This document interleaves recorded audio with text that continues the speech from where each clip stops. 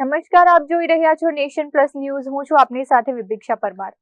સાવલીના સાંકરદા ગામે એસટી વિભાગની ઘોર બેદરકારી સામે આવતા વિદ્યાર્થીઓનો ગુસ્સો ફાટી નીકળ્યો છે.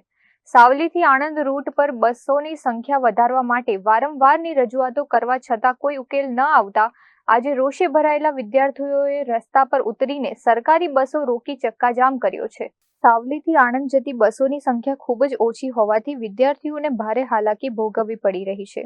માત્ર 52 સીટની કેપેસિટી ધરાવતી બસમાં 120 જેટલા વિદ્યાર્થીઓને ખીચોખીચ ભરી દેવામાં આવે છે, જેના કારણે અવારનવાર અકસ્માતોનો ડર રહે છે. આ મુદ્દે સ્થાનિક ધારાસભ્ય કેતન ઇનામદાર તેમજ ભાદરવા જિલ્લા પંચાયત સદસ્ય આકાશસિંહ પરમારે પણ એસટી વિભાગના ઉચ્ચ અધિકારીઓને વારંવાર રજૂઆતો કરી હતી, પરંતુ તંત્રના પેટનું પાણી હલ્યું ન હતું. અગાઉ પણ અનિયમિત બસોને લઈને વિદ્યાર્થીઓ વિરોધ નોંધાવી ચૂક્યા છે, પરંતુ આજે તંગદિલી વધતા ભાદરવા પોલીસ ઘટના સ્થળે દોડી આવી હતી. હું સાંકરદા ગામની વિદ્યાર્થીની છું. અત્યારે અમે રોજબરોજ આણંદ કોલેજ ખાતે જઈએ છીએ, જ્યાં અમને ઘણી તકલીફો પડે છે. એક બસમાં 52ની સીટમાં અત્યારે અમે 120 જણ જઈએ છીએ. કોઈને કંઈ થાય એની કોઈ જવાબદારી લેતું નથી. જ્યારે પોલીસ બાઇક પર 3 જણ હોય છે તો બી ઊભા રહી મેમો ફાડે છે. બસમાં આટલા ભરે છે તો બી કઈ ચેકિંગ હાથ ધરવામાં આવતું નથી. રોજ ઘણી તકલીફો થતી હોવા છતાં કોઈને કઈ નિવાડો આવતો નથી. કેટલી વાર અરજી અમે આપી ચૂક્યા છે.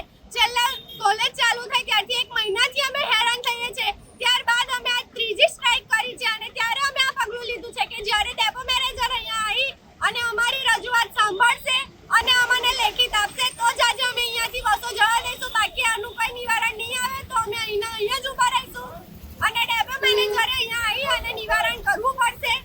અને જો એ બસ બી ચાલુ થશે અને 2 દિવસ આવશે ને ફરી નહીં આવે તો બી ફરી આ વસ્તુ થશે.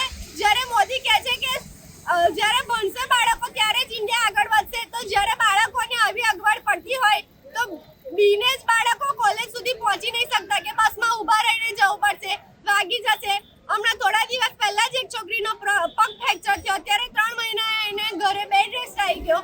તો હવે એ છોકરીનું ભણતર બગડે છે અને રોજ અમને બસો પણ ટાઈમે આવતી નથી અને રોજ અમારે કોલેજ જવા માટે એક લેક્ચર પહેલા છૂટી જાય છે. રોજ અમારે આ બધું ભણતરમાં બી નુકસાન થશે.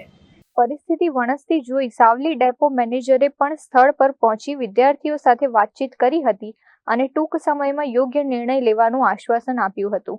ડેપો મેનેજરના આશ્વાસન બાદ એસટી નિગમ ખરેખર વધારાની બસો શરૂ કરે છે કે પછી વિદ્યાર્થીઓને ફરી એકવાર રસ્તા પર ઉતરવાની ફરજ પડશે, એ હવે જોવાનું રહ્યું. કેમેરામેન નવનીત પરમાર સાથે Chirag Patel, Nation Plus News, Vadodara.